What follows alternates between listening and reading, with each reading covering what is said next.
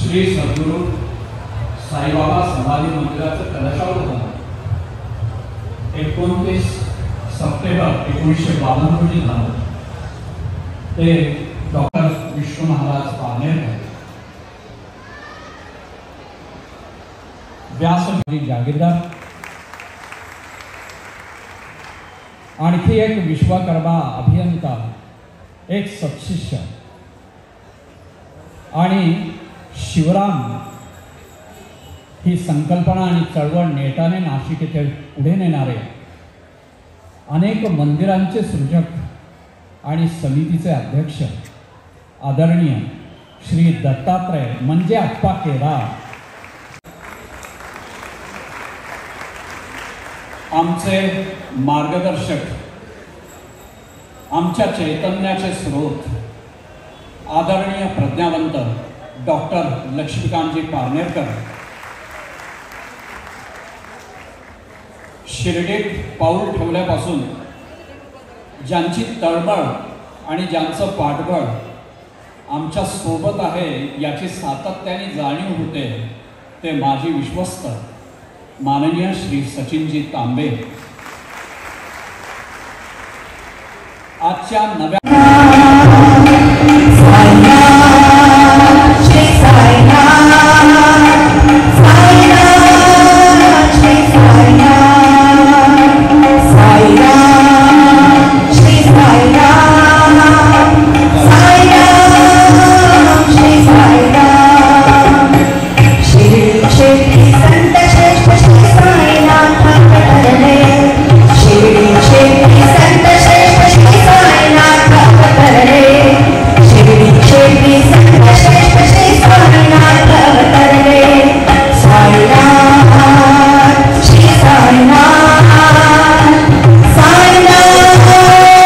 सेकंदात मी हे सांगतोय की हा इतिहास पुन्हा एकदा त्याची पुनरावृत्ती झाली।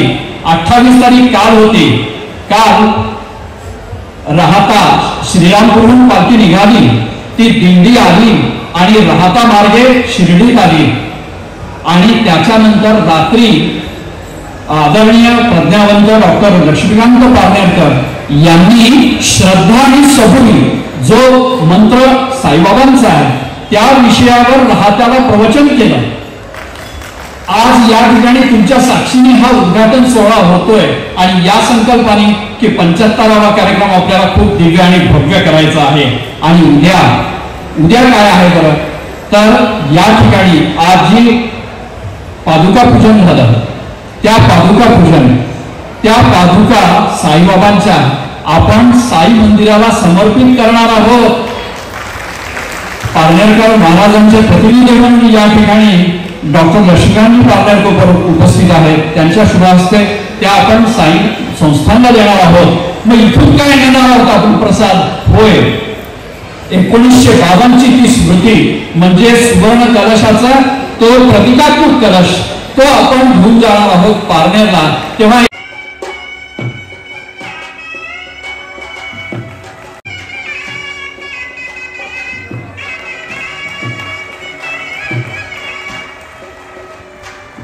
आणि आज की जय, श्री सद्गुरुनाथ विष्णु महाराज की जय, श्री गुरुदेव दत्त मंगलमूर्ती मोरया पूर्णभाव की जय। आदरणीय गाडीकर साहेब यांच्याच शुभ हस्ते हा प्रसाद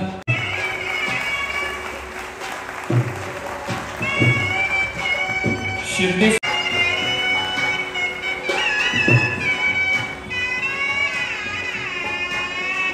साई भक्तांसाठी पूर्णवादी उपासकांसाठी आज दिवाळीचा 11च्या आपल्याला कार्यक्रम संपवायचा आहे।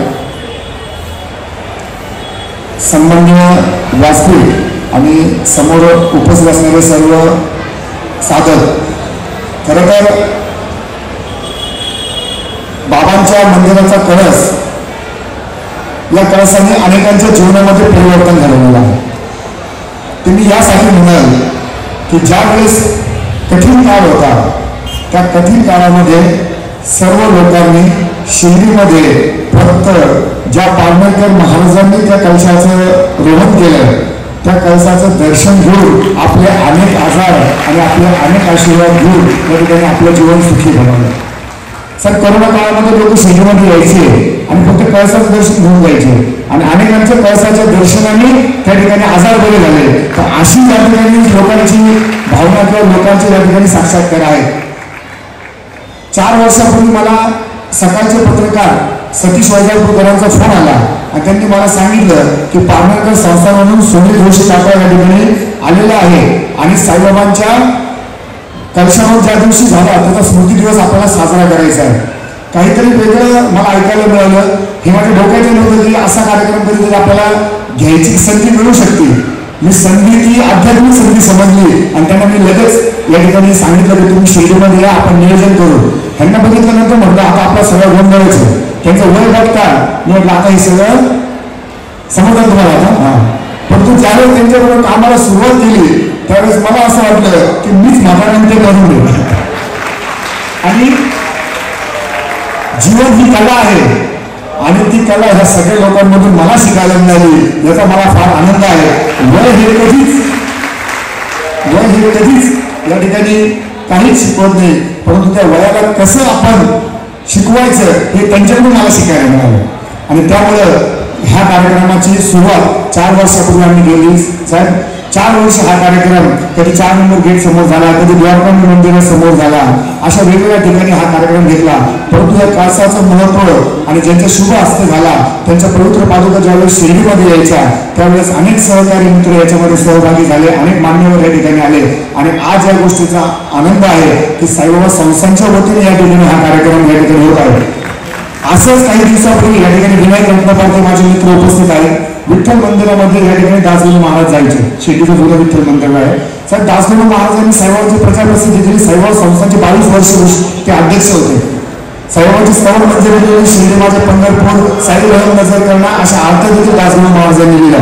त्या दासगुरू महाराजांची पुण्यतिथी साजरी होत नव्हती, तर आम्ही 4 लोकांनी मिळून त्या ठिकाणी ती पुण्यतिथी सुरू केली आणि आज या ठिकाणी त्याचं स्वरूप चांगलं झालं. साईबाबा संस्थान स्वतः या ठिकाणी तो कार्यक्रम करीत आहे. तर आमची सर्वांची साहेब इच्छा आहे की हा कार्यक्रम देखील यापुढे साईबाबा संस्थांनी पारनेरकर संस्थांना बरोबर घेऊन करावा अशी मी आमच्या सगळ्यांच्या वतीने आपण विनंती करतो. साईबाबा बरोबर राहिलेले, साईबाबांच्या सानिध्यात राहिलेले अशा सगळ्यांचे आशीर्वाद आपल्याला कायमच मिळत असतात.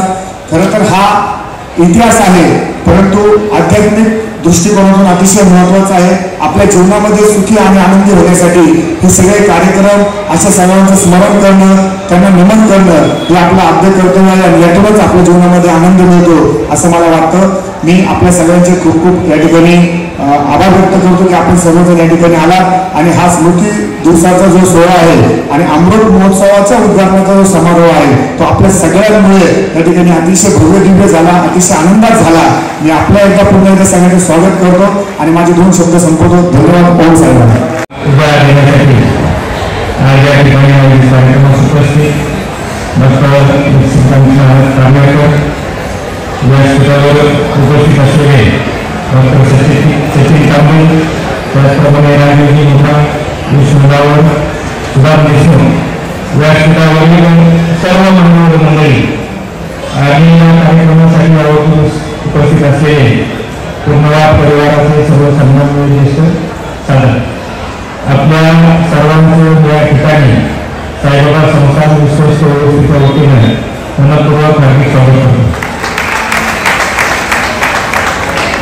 29 सप्टेंबर 1992 रोजी श्री साईबाबा समाधी मंदिराचा कर्षारोहण समारोह पूर्ण झाला आणि आपण 71 वर्षापूर्वी करून 72 वर्षांनी पदार्पण करत आणि आपण सर्वजण आठवणीने हा कार्यक्रम करता त्याबद्दल मी आपल्या सर्वांना या ठिकाणी मनपूर्वक धन्यवाद देतो. आज या ठिकाणी जो कर्षारोहण समारोह 52 साली पार पडला त्या संदर्भाने मी वाचत होतो तर बाबांनी दृष्टांत दिला होता की एक कर्षारोहण समारंभ जो आहे तो पारनेरकर महाराजांच्या हस्ते व्हायला पाहिजे. तर त्या दृष्टांताच्या आधारित हा कर्षारोहण समारोह पार पडला. 28 सप्टेंबरला विधिवत म्हणजे मोठा कार्यक्रम झाला, 29 सप्टेंबरला कार्यक्रम झाला. या कार्यक्रमाच्या संदर्भाने जी स्मृती होत्या त्या स्मृतींना या ठिकाणी जी संचलन करते होती त्यांनी उद्बोधन दिला. तर आपण सर्वजण या ठिकाणी आलेला असंच आपण या ठिकाणी नियमितपणे येत राहू. बाबांचं आणि पारनेरकर महाराजांचं जे नातं जे आहे हे नातं जे आहे आपण यापुढे कालावधीमध्ये सुद्धा वृद्धिंगत करण्याचा प्रयत्न करू आणि हे करण्यासाठी साईबाबा संस्थांची काही मदत असेल ती सर्व मदत जी आहे आपल्याला निश्चितपणे करण्यात येईल.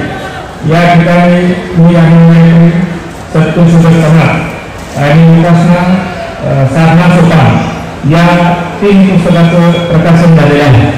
या पुस्तकाचे जे लेखक जे आहेत त्यांना मी त्यांनी अभिनंदन करतो की त्यांनी सर्व उपासक जे आहेत त्यांच्यासाठी माहितीचा एक मोठा उपलब्ध करून दिलेला आहे आणि निश्चितचपणे आपल्या सर्वांसाठी जी माहिती जी अत्यंत उपलब्ध अशी राहणार आहे तर त्यांना मी त्यांचं अभिनंदन करतो आणि त्यांच्या पुढील आयुष्यासाठी शुभेच्छा देतो.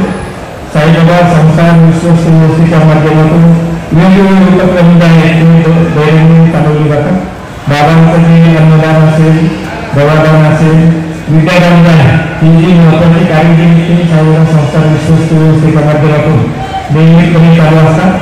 साईबाबा संस्थांचं 550 बेडचं हॉस्पिटल आहे आणि या हॉस्पिटलमधून साईनाथ हॉस्पिटलमध्ये एकदम चॅरिटेबल काम करतो.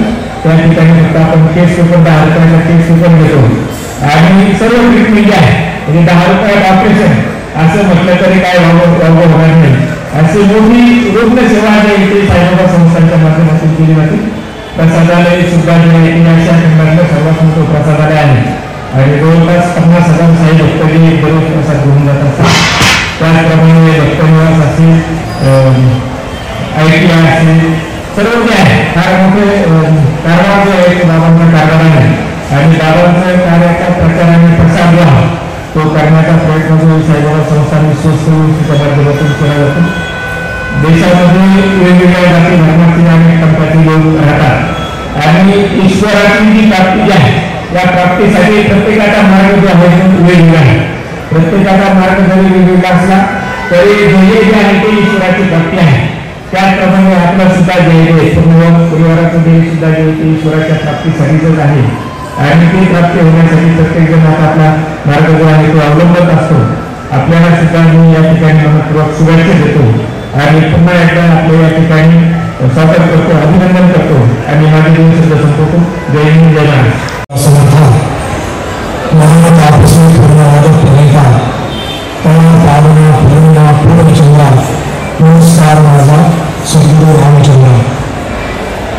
मुख्यता महामंडळ श्री गणेश सच्चिदानंद स्वामी साई महाराज, परमपूजनीय पूर्णवादाचार्य निवेदन जीवन सम्राट डॉक्टर रामचंद्र महाराज कानेकर, परमपूजनीय पूर्णवाद वर्धिष्णू पूर्णवाद सम्राट विद्यासागर डॉक्टर विष्णू महाराज कानेकर यांच्या चरणावर आणि माझ्या मातृपितृ चरणावर सादर साष्टांग वंदन करून आज या ठिकाणी उपस्थित असलेले आणि आमच्या सर्वांनाच अत्यंत उत्साहाने या ठिकाणी सहकार्य करणारे या संस्थांचे सन्माननीय CEO माननीय गाडीकर साहेब, माझे बंधू माननीय श्री सचिनजी तांबे, या कार्यक्रमाचे स्वागताध्यक्ष जागीरदार साहेब, या समितीचे अध्यक्ष माननीय केदार साहेब, या ठिकाणी ज्यांनी प्रास्ताविक केलं ते या समितीचे उपाध्यक्ष HM जी, मंचावर बसलेले सर्व मान्यवर आणि उपस्थित सर्व ज्येष्ठ श्रेष्ठ गुरुबंधू भगिनी आणि माझ्या ग्रामस्थ सज्जन वृंद, शिर्डीपासून पंढरपूरपर्यंत एक यात्रा निघाली आहे आणि पारनेरला एक तिचा थांबा आहे. इतिहासात घडलेला 1952 सालचा हा क्षण आणि भविष्यात घडणारा पंढरपूरचा कळसारावणाचा समारंभ याच्यामध्ये आज आपण एक स्मृती दिन कलशारोहणाच्या अमृत महोत्सवाचा उद्घाटन समारंभ या ठिकाणी साजरा करत आहोत आणि इथून पादुका समर्पित करून आपण कलश श्री क्षेत्र पारनेरला घेऊन जाणार आहोत. हा आजच्या कार्यक्रमाचा वैशिष्ट्यपूर्ण असं नियोजन आहे. याच्यात काय संकेत आहे, कारण असं म्हणतात की संत, गुरु आणि देव हे संकेताची भाषा बोलत असतात आणि संकेत सगळ्यांनाच कळतात असं नाही, त्याची भाषा सगळ्यांनाच कळते असं नाही. पण कळस एका प्रापंचिकाने चढवला आणि कळस चढवल्यानंतर या ठिकाणी मूर्तीची स्थापना झाली. हे मंदिर असं आहे की इथे पहिले कळस आणि नंतर मूर्तीची प्राणप्रतिष्ठापना असा या मंदिराचा इतिहास आहे. असं कुठेच घडलेलं नाही आहे. आणि कळस सुद्धा कोणी चढवलाय तर संन्यासाशिवाय त्याला कोणाचाही अधिकार नसतो. पण तरीही साईबाबांच्या आज्ञेने प्रापंचिक असणाऱ्या सद्गुरुनाथांनी या मंदिराचा कळस चढवला आहे. इतिहासात घडलेल्या या अलौकिक अशा घटना आहेत आणि आपण त्याची स्मृती साजरी करत आहोत. त्याचं कारण असं आहे की आजचा काळ हा सुद्धा या स्मृतीने आपल्याला पालन करायचा आहे.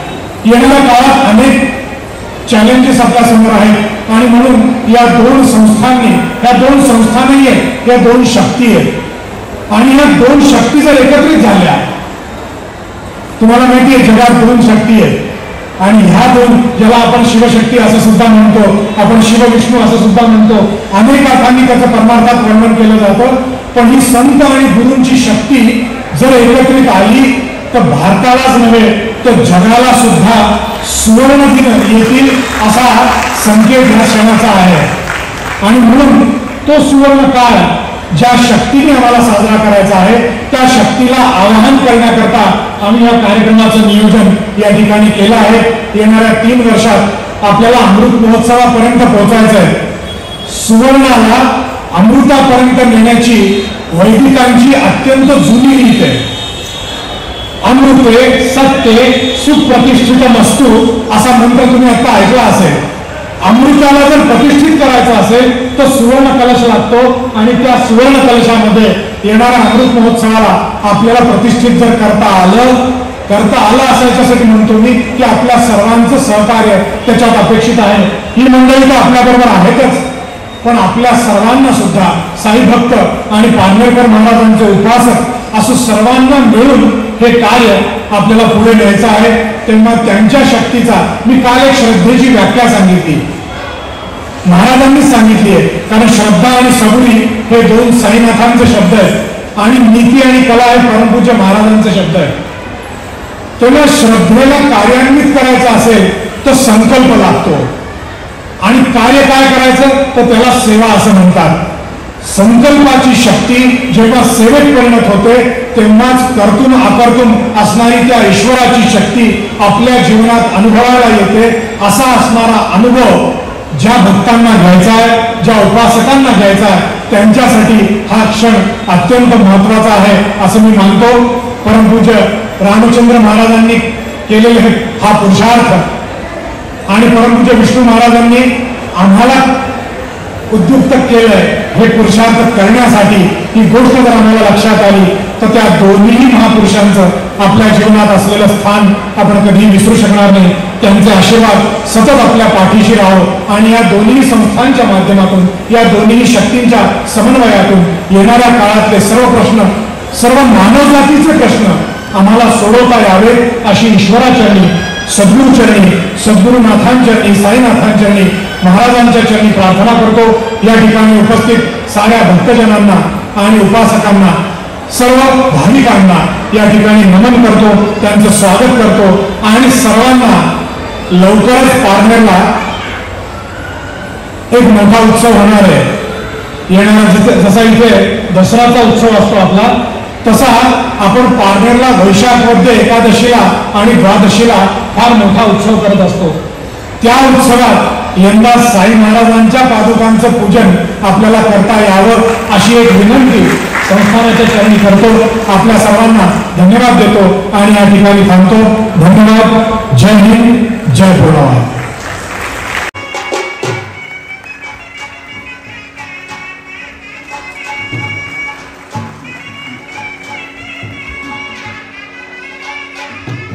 यानंतर